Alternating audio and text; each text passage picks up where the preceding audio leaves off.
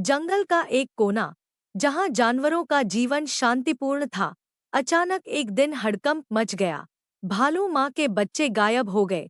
उसे शक था कि बाघ ने उसके बच्चों को खा लिया है, लेकिन बंदर, जिसने हमेशा अपने दोस्तों की मदद की थी, ने तय किया कि वह सच का पता लगाएगा।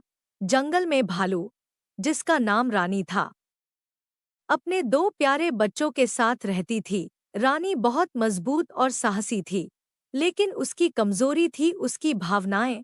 अपने बच्चों से बेहद प्यार करने वाली रानी हर समय उन्हें सुरक्षित रखने की कोशिश करती थी।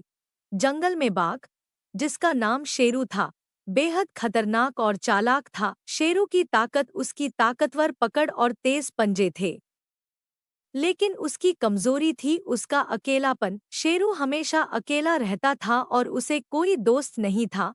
बंदर, जिसका नाम चीकी था, जंगल में सबसे चालाक और होशियार जानवर था। उसकी ताकत थी उसकी तेजी और बुद्धिमानी, लेकिन चीकी की कमजोरी थी उसका अत्यधिक जिज्ञासा। वह हमेशा हर चीज के बारे में जानने की कोशिश करता था। एक दिन रानी अपने बच्चों के साथ खेल रही थी।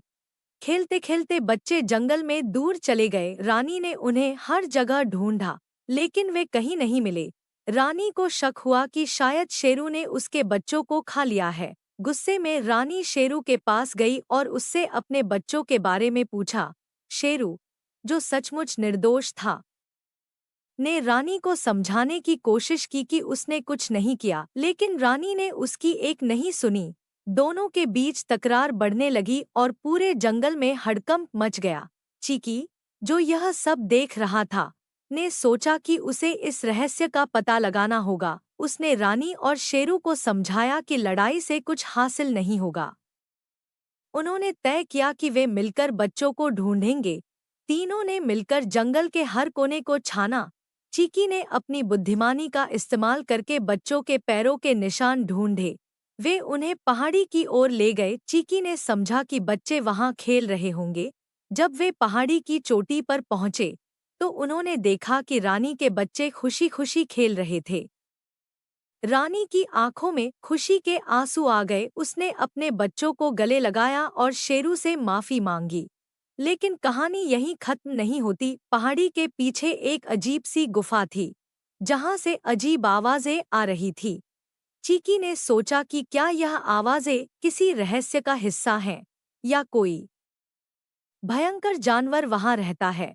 गुफा के अजीब और डरावने माहौल ने सभी के रोंगटे खड़े कर दिए थे।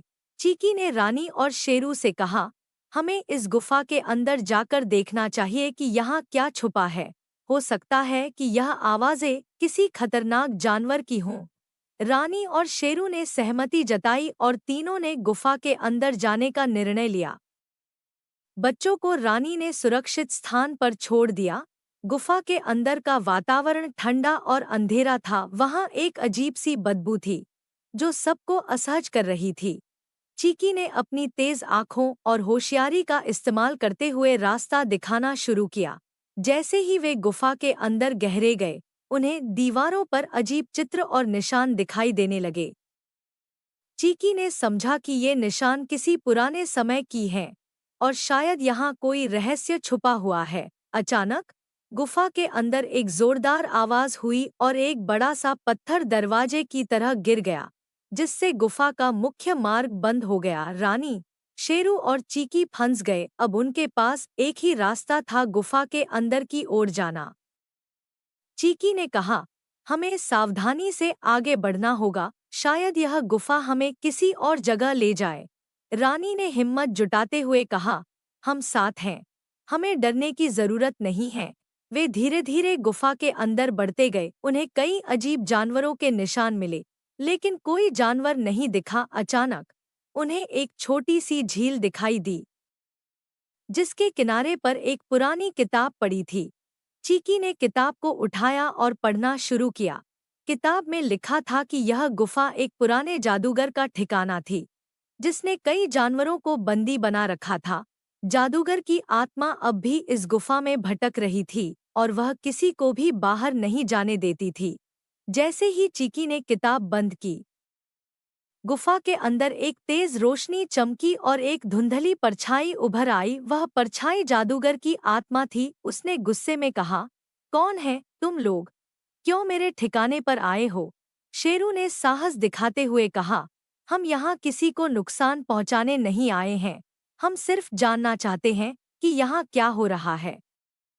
जादूगर की आत्मा ने उन्हें बताया कि वह एक समय में बहुत शक्तिशाली जादूगर था, लेकिन उसकी मृत्यु के बाद उसकी आत्मा इस गुफा में बंद हो गई। वह अब भी अपनी ताकत वापस पाने की कोशिश कर रहा था और इसीलिए वह जानवरों को बंदी बना रहा था। चीकी ने सोचा कि अगर वे इस आत्मा को मुक्त कर देंगे तो शायद वे भी इस गुफा से बाहर निकल सकेंगे। उसने आत्मा से पूछा, हम कैसे तुम्हारी मदद कर सकते हैं? आत्मा ने कहा, मेरी आत्मा को इस गुफा से बाहर निकालने के लिए तुम्हें एक विशेष मंत्र पढ़ना होगा जो इस किताब में लिखा है। लेकिन ध्यान रहे, यह मंत्र बहुत शक्तिशाली है और इसे सही तरीके से पढ़ना होगा। चीकी ने किताब से मंत्र पढ़ा और रानी और शेरू ने भी उसका साथ दिया। मंत्र पढ़ते ही गुफा के अंदर तेज हवाएं चलने लगीं और आत्मा धीरे धीरे गायब होने लगी। आत्मा ने कहा, तुम्हारी मदद के लिए धन्यवाद, अब तुम इस गुफा से बाहर जा सकते हो।